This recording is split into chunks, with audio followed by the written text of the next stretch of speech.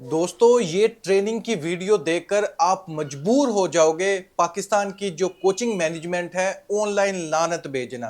Reason उसकी सबसे बड़ी ये है कि थर्ड ओडीआई मैच हमारा कल को है, लेकिन ट्रेनिंग सेशन में आप गौर कीजिएगा। अल्हम्दुलिल्लाह गौर करें आप।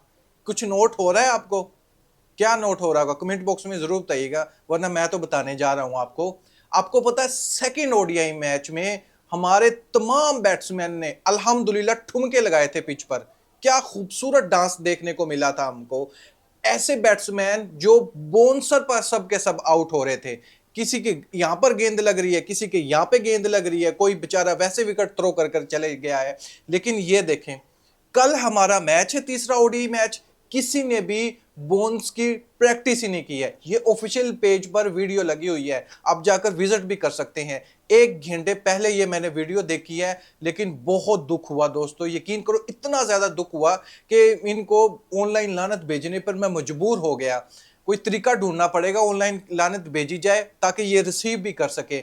या ना कोई बॉलर बोन्स करवाने लग रहा है, ना कोई बैट्समैन बोन्सर की ट्राई कर रहा है। अगर कर भी रहा होगा गलती से एक आधा मूवमेंट पर, लेकिन जो वीडियो बनाने वाला है, ये पीसीबी का जो एडमिनिस्ट्रेशन है, वो ऐसी बेहुदा वीडियो क्यों पेज पर लगाने लग रहा है? इसको शर्म नहीं आती? यानी जलील करवाना है, कुछ भी हो जाए पाकिस्तान टीम को जलील ही करवाना है। उसके पीछे पूरा हाथ है पाकिस्तान क्रिकेट बोर्ड का भी, और ये हमारे जो ये फिरौन कोचेज है ना, स्पेशली अजहर महमूद और आकिब जावेद, ये दोनों पूरा हाथ रखते हैं पाकिस्तान टीम को डाउनफॉल में लेके जाने के लिए। दोस्तों हमारा उस नेशन से ताल्लुक था, लोग हमारे खौफ से डरते थे।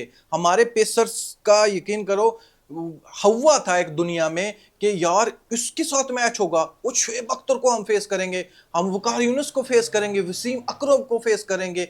इतना बड़ा यकीन करो एक दहशत थी दुनिया पर कि पाकिस्तान में पेस की फैक्ट्री मौजूद है। लेकिन ये उल्ट पड़ गई है गेम हमारे ऊपर। अब हम ही डर रहे होते हैं, यानी दूसरी टीम के पास अगर कोई पेसर आ गया है, हमारे बैट्समैन की टांकें कांप रही हैं, हमारे बैट्समैन डांस कर रहे हैं पिच पर आकर, हमारे बैट्समैन एक के बाद एक हेलमेट पर बॉल खाने लग रहे हैं। ये नहीं कि बॉल को बाउंड्री से पार फेंक दें, इनमें इतनी जुर्रत ही नहीं है, यकीन करो किसी बैट्समैन में भी नहीं है। कोई ऑलराउंडर पर तवक्का कहां पर रखें? जो हमारे मेन बैट्समैन है वो फ्लॉप होके जा रहे हैं। यानी अब हम पेस अटैक से खुद डरने लग रहे हैं, और ना ही हमारी वैसी पेस अटैक वाली बॉलिंग है। पाकिस्तान क्रिकेट टीम को शाहीन कहा जाता है, अब शाहीन वाला टाइटल हटा देना चाहिए। अल्हम्दुलिल्लाह शाहीन के ये काबिल नहीं है पाकिस्तान टीम, यकीन करो शाहीन नहीं है, ये कबूतर बन चुके हैं, और मरे हुए कबूतर जो बिल्ली को देखकर अपनी ही आंख बंद कर लेते हैं कि शायद मेरी जान बच ही जाए, लेकिन हकीकत में जान नहीं बचती। आंख बंद करने से आपकी जान कभी भी नहीं बख्शी जा सकती।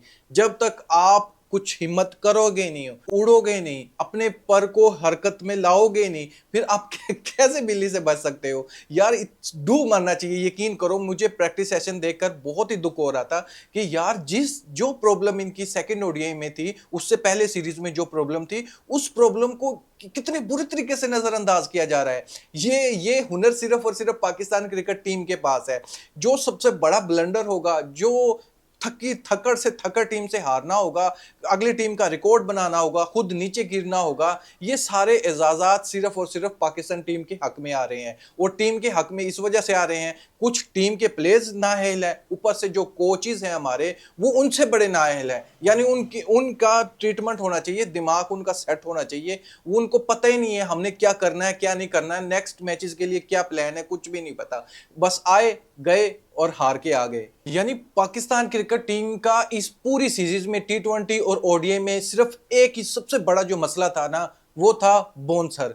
वो बाउंसर को छोड़कर जो असली मसला है उस पर पाकिस्तान टीम जा ही नहीं रही है, उसको नजरअंदाज कर रही है। ना मैच पे उस पर गौर किया जाता है, ना प्रैक्टिस सेशन में उस पर गौर किया जाता है, इतनी बुरी तरीके से नजरअंदाज किया जा रहा है। और फिर प्रैक्टिस होने के बाद, मैच खत्म होने के बाद एक्सक्यूज की तरफ बढ़ जाते हैं। ये मेरे ख्याल पूरा अपना दिमाग लगाते हैं कि मैच हारने के बाद कौन सा एक्सक्यूज पाकिस्तानी अवाम के सामने रखा जाए, ये इस प्लान के चक्कर में रहते हैं। आपको याद होगा अजहर महमूद ने एक्सक्यूज किया था कि मैं नहीं सोच रहा था इतना बोनस मिलेगा न्यूजीलैंड में, पहले भी हम आए थे लेकिन इतना बोनस नहीं मिलेगा हमें, मैंने इसके बारे में बिल्कुल भी नहीं सोचा था। और फिर तू प्रैक्टिस तो करवा उस चीज की, तू बॉलिंग कोच है, किसी जगह पर तो शो करवा के यार मैं प्लेयर्स के साथ खड़ा हूं, मैं ट्रेनिंग करवा रहा हूं, मैं इनको ट्रेन कर रहा हूं, बॉलर को भी ट्रेन कर रहा हूं, बैट्समैन को भी, ताकि ये बॉन्स को अच्छा खेल सके। लेकिन नहीं, मजाल है इनकी प्रैक्टिस देखो, ये यार एक्सरसाइज की जैसे ग्रिल वो करने आए हो, जिस तरह इन लोगों ने मैराथन की कोई रेस लड़नी हो। अदरवाइज क्रिकेट स्किल के बारे में इनके पल्ले ही नहीं पड़ती कोई चीज। यानी ये सिर्फ और सिर्फ अपने फिटनेस को देखने के लिए आते हैं। फिटनेस भी इनकी नेक्स्ट लेवल की नहीं है, लेकिन प्रैक्टिस करने के लिए आएंगे, थोड़ी बहुत हल्की फुल्की एक्सरसाइज की, जो प्रॉब्लम है उसको दूर नहीं किया, जिसमें थोड़ी बहुत माहिर हासिल है, जिसमें थोड़ी बहुत बल्ले से गेंद लग रही है, वो प्रैक्टिस करके दोबारा घर को चले जाते हैं, नेक्स्ट मैच हारने के लिए दोबारा ग्राउंड में आ जाते हैं। ये इन लोगों का बस काम रह चुका है। यानी ये उन नालायक बच्चों जैसे है